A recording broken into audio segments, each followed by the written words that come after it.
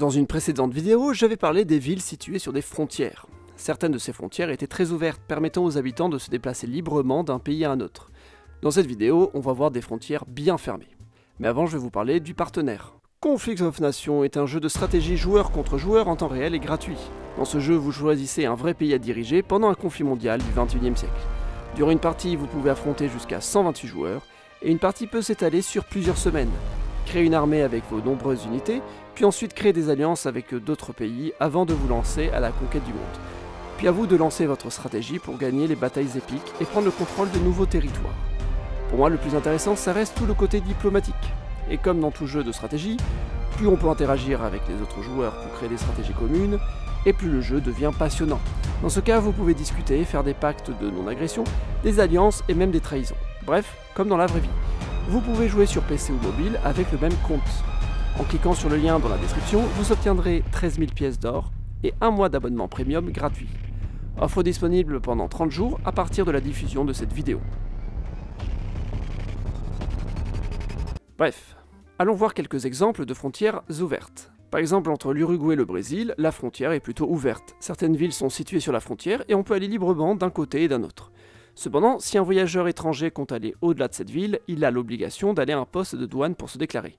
Les citoyens des deux pays peuvent voyager librement. On a donc une frontière semi-ouverte, elle est ouverte mais que pour les citoyens. En Europe, on trouve des frontières intégralement ouvertes. Les frontières de l'espace Schengen sont entièrement ouvertes. Si un voyageur entre dans un pays, par exemple le Portugal, il peut se déplacer librement sans passer de douane jusqu'en Pologne. L'espace Schengen est le plus grand espace pour le nombre de pays. On trouve quelques petits cas similaires comme par exemple l'espace entre l'Irlande et le Royaume-Uni, permettant de ne pas mettre de frontières entre les deux pays. Maintenant passons à des frontières un peu plus fermées. Par exemple au sein de l'Union douanière d'Afrique australe, entre l'Afrique du Sud et ses pays voisins, il y a des douanes obligatoires, c'est une union douanière car il y a des facilités administratives, mais les frontières restent fermées si on ne passe pas la douane. Mais maintenant, allons voir certaines des frontières les plus fermées au monde. États-Unis-Mexique. Cette frontière est bien connue car elle sépare un pays dit du Nord d'un pays dit du Sud. Le niveau économique est très profond entre les deux pays. Sur une grande partie du tracé, la frontière suit le fleuve Rio Grande. Cette frontière n'est pas vraiment fermée puisqu'elle est considérée comme une des frontières les plus traversées au monde. On estime 250 millions le nombre de traversées par an en 2010, sûrement beaucoup plus aujourd'hui. Les deux pays sont d'ailleurs membres d'une zone de libre-échange, l'ALENA. Afin d'éviter les traversées illégales, des murs ont été construits dès 1910 côté états-unien pour le militariser et l'agrandir dans les années 70 sous Jimmy Carter, en particulier dans la zone à côté du Pacifique. Mais cette clôture a entaché les relations entre les deux pays. La clôture a été agrandie dans les années 90 avec de nouveaux tronçons, et dans les années 2000, d'autres projets ont vu le jour. En 2016, le renforcement du mur a été une grande promesse de campagne de la part de Donald Trump pour lutter contre l'immigration clandestine, en déclarant que le Mexique le financerait, ce qui était impossible. Aujourd'hui, il y a une grande clôture le long de la frontière hors fleuve, mais pas partout encore. Où il y a du relief ou au milieu du désert, la frontière n'a pas encore été investie du fameux mur. Cette frontière est très visuelle dans certaines zones urbaines, l'urbanisation étant tournée vers les États-Unis du point de vue mexicain, l'inverse n'étant pas le cas. Afrique du Sud. L'Afrique du Sud a développé une clôture pour se protéger du Mozambique dans les années 70. Des murs sont construits récemment, ils permettent d'empêcher l'immigration illégale vers l'Afrique du Sud, mais aussi les vols de voitures et le trafic d'ivoire. Rideau de fer. Le rideau de fer est le nom de la grande frontière entre les pays communistes du pacte de Varsovie avec les autres pays d'Europe. Ce mur a été construit contre l'immigration, contrairement au mur précédemment cité qui lutte plutôt contre l'immigration. Le but du rideau de fer était d'empêcher les citoyens des pays communistes de fuir vers l'ouest, en particulier entre les deux Allemagnes. Le mur de Berlin est la représentation la plus célèbre de ce rideau de fer. Ailleurs, il est surtout symbolisé par des barbelés et des zones no man's land, solitaires où les gens n'ont pas le droit de poser le pied. Ce rideau de fer a disparu à partir de 1989 et la fin du communisme dans ces pays européens. Certains murs sont restés après l'ouverture des frontières pour se rappeler de cette époque où les mondes étaient séparés. Hongrie et Serbie. En 2015, lors de la crise migratoire européenne, la Hongrie a décidé de lancer la construction d'un mur anti-immigration du côté serbe. Viktor Orban, Premier ministre du pays, a utilisé cet argument pour augmenter sa popularité. Cette clôture est un mur de barbelés construit très rapidement. Ils peuvent facilement être franchis en coupant les barbelés, ce qui demande une surveillance permanente militaire de la frontière. Turquie et Syrie. La Turquie a mis en place un champ de mines le long de sa frontière avec la Syrie à partir des années 1950. La Syrie était un pays pro-soviétique à l'époque, la Turquie un pays pro-américain. Lorsque la guerre a repris dans les années 2010 en Syrie, la Turquie a commencé la construction d'un mur. Là encore, c'est pour lutter contre l'immigration illégale. La Turquie est le pays qui accueille le plus de réfugiés étrangers au monde, surtout des Syriens. Chypre. Chypre a été envahi par la Turquie en 1974. Un second pays s'est formé dans le nord du précédent. Depuis, une frontière sépare les deux pays. On l'appelle la ligne verte. La frontière n'est pas précise, il y a un flou territorial entre les deux États qui ne se reconnaissent pas. Au sein de la ligne verte, il y a la zone démilitarisée, entourée de barbelés parfois, mais parfois habitée, parfois totalement abandonnée, comme cette ville qui était située là où la frontière s'est installée ensuite. Depuis les années 2000, cette frontière connaît une certaine ouverture. On peut passer par la frontière avec des facilités. C'est pour cette raison que la République de Chypre ne peut pas intégrer l'espace Schengen européen. Arabie Saoudite. L'Arabie Saoudite a développé de longues frontières protégées face à plusieurs pays, l'Irak et le Yémen. Entre l'Irak et l'Arabie Saoudite, c'est un terrain hostile et désertique. Ça n'a pas empêché le royaume d'y développer des moyens pour la protéger. Le long de la frontière, on y trouve une route exclusivement réservée à la douane. Parallèlement, on y trouve une double clôture. Des caméras et des patrouilles font le reste du travail. Une zone de 20 km de large est interdite au public. Dans tous les cas, c'est le désert, personne n'habite la zone. En 1990, lors de l'invasion du Koweït par l'Irak, l'Arabie Saoudite avait décidé de rompre ses relations diplomatiques avec l'Irak. La frontière a donc été entièrement fermée. L'unique point de passage à Harar a fermé, il ne rouvre qu'en 2020. Au sud, l'Arabie Saoudite surveille sa frontière avec le Yémen, où l'Arabie Saoudite finance et participe à la guerre contre les rebelles.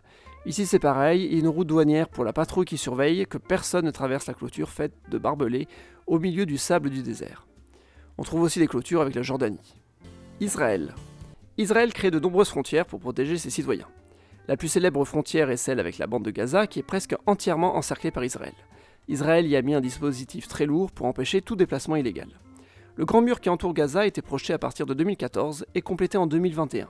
Son objectif est de rassurer les habitants d'Israël d'une attaque armée pouvant provenir de la bande de Gaza. Gaza est gouverné par le Hamas depuis 2007, un parti politique islamiste dont la branche armée est considérée comme un groupe terroriste par de nombreux pays dont Israël. Le mur est très haut et est enfoui sous terre pour empêcher la création de tunnels. Le 7 octobre 2023, le mur a été franchi lors d'une attaque terroriste, ce qui a démontré les lacunes de cette frontière ultra surveillée. Autour de la Cisjordanie, il y a aussi un grand mur de protection. Contrairement au précédent mur frontalier cité, celui de la Cisjordanie, géré par Israël, empiète sur le territoire de la Cisjordanie. Normalement, on construit son mur sur son propre territoire pour se protéger du territoire voisin. Dans ce cas, le mur est directement construit sur le territoire ennemi. La Cisjordanie est pratiquement sous contrôle israélien, et les murs permettent aussi d'encercler les colonies juives au sein du territoire palestinien. Inde et Pakistan. L'Inde et le Pakistan se détestent. Ils ne sont pas encore mis d'accord sur certains tracés frontaliers dans le Cachemire. Ces deux pays, très peuplés, l'un est tout de même le plus peuplé du monde, ne disposent que d'un seul point de passage. C'est le poste frontière de Wagah.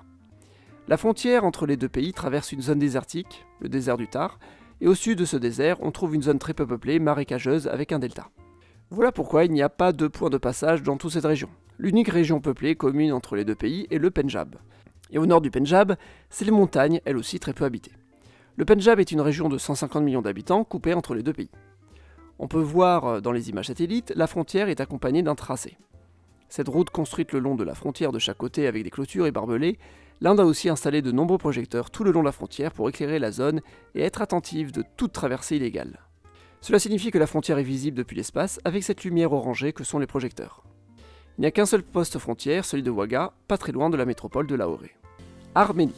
L'Arménie est voisine de deux pays turcs, la Turquie d'un côté et l'Azerbaïdjan de l'autre. En Azerbaïdjan, on parle l'azéri, et langue cousine du turc anatolien, la langue de Turquie. La Turquie et l'Azerbaïdjan sont alliés et se soutiennent, les deux pays sont ennemis de l'Arménie, ils ont donc fermé leurs frontières. En ce qui concerne les deux ex-républiques soviétiques, leur frontière est fermée depuis 1991 à leur indépendance.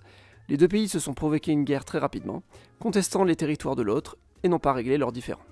Complication supplémentaire, un morceau de l'Azerbaïdjan est séparé du reste du pays par l'Arménie, et un territoire historiquement peuplé par des Arméniens est situé en Azerbaïdjan, c'est le Haut-Karabakh. Après l'époque soviétique, le Haut-Karabakh, enclavé en Azerbaïdjan, s'est proclamé comme un État indépendant. Une route a été construite pour relier ce petit État non reconnu internationalement vers l'Arménie. Cette route traversait l'Azerbaïdjan. Mais depuis 2020, l'Azerbaïdjan a réannexé le Haut-Karabakh et fait déplacer la population arménienne vers l'Arménie. Mais sinon, entre l'Arménie et l'Azerbaïdjan, il n'y a aucun poste frontière. Les deux pays n'ont pas de relation. Avec la Turquie, la frontière est fermée depuis 1993, en soutien avec l'Azerbaïdjan. Il n'y a pas de poste frontière non plus, mais une route permettant d'accéder d'un pays à l'autre en cas de force majeure. Maroc-Algérie. En 1994, suite à un attentat à Marrakech, le Maroc a décidé de complètement fermer sa frontière avec l'Algérie, qu'il considère comme responsable. Les deux pays ne reconnaissent pas les mêmes territoires du Maroc. En effet, le Maroc revendique le Sahara occidental comme lui appartenant, là où l'Algérie considère qu'il appartient à la République sahraoui. Il est possible d'aller directement du Maroc à l'Algérie en avion seulement désormais. Cette fermeture de frontières a été un drame pour les régions qui profitaient de l'économie transfrontalière, comme la ville d'Oujda par exemple. On peut encore voir les anciens postes frontières, mais ils ne sont plus utilisés. Plus aucun touriste ni aucun transport de marchandises ne peut traverser la frontière. Le Maroc est devenu complètement hermétique à l'Algérie. Même la grande autoroute transmaghrébine est coincée. L'Algérie a construit l'autoroute sur son territoire, d'est en ouest, mais doit s'arrêter à la frontière. Comme le montre cette image, il n'y a aucune collaboration entre les deux pays. Dans le désert, la frontière continue. Il y a un mur à certains endroits, ou des murs de sable à d'autres pour empêcher les 4x4 de pouvoir passer. Les infrastructures marocaines ne sont pas juste à côté de la frontière réelle, elles sont un peu plus en intérieur et suivent des lignes plus droites. Corée. Eh bien la frontière la plus fermée du monde est bien célèbre, c'est celle entre les deux Corées. Les deux pays qui se détestent et qui ne se reconnaissent pas l'un l'autre, la frontière est tracée en 1953 suite à la guerre entre les deux Corées. Depuis, c'est devenu une zone démilitarisée. C'est une frontière particulièrement fermée car la Corée du Sud ne veut aucune invasion de la part du Nord et la Corée du Nord ne veut ni aucune invasion de la part du Sud, ni aucune émigration. La capitale sud-coréenne, Séoul, est située à proximité de ce territoire, ce qui rend la situation encore plus délicate. Regardons de plus près. Si on va à l'ouest, dans les îles, il n'y a pas de zone démilitarisée sur les îles, mais elles sont très surveillées. On le voit très mal dans les images satellites, mais le littoral est doté de clôtures avec barbelés des miradors. Cette séparation fascine, c'est pourquoi elle est même dotée d'un aspect touristique. Sur l'île de Ganghwa se trouve l'observatoire, sur une colline, qui permet de voir avec des jumelles la Corée du Nord en face. Mais allons sur le continent. Le pavillon Panmunjom est l'endroit où les deux Corées sont les plus proches, avec un bâtiment leur appartenant face à face. Le pavillon Panmunjom appartient à la Corée du Nord. Une scène du film Joint Security Area se déroule en face du pavillon Panmunjom, où une touriste occidentale voit sa casquette s'envoler de l'autre côté de la frontière et ne peut pas la récupérer. On reconnaît un peu les bâtiments dans les images satellites, reconstitués pour le film sud-coréen datant de 2000. À l'époque, les deux Corées étaient dans une période d'ouverture. Le soldat nord-coréen, interprété par Song Kang-ho, un des protagonistes du film, rend la casquette à la touriste dans cette scène mémorable. À part ça, la frontière est une grande zone vide, très certainement minée, avec des grillages et des tours miradors de chaque côté. On trouve cependant des coins notables comme la zone industrielle de Kaesong, en Corée du Nord. Cette zone est financée par la Corée du Sud pour avoir de la main-d'œuvre à bas coût. C'est une entrée d'argent pour la Corée du Nord. Cette zone industrielle est un symbole de la coopération du début des années 2000 entre les deux nations sœurs.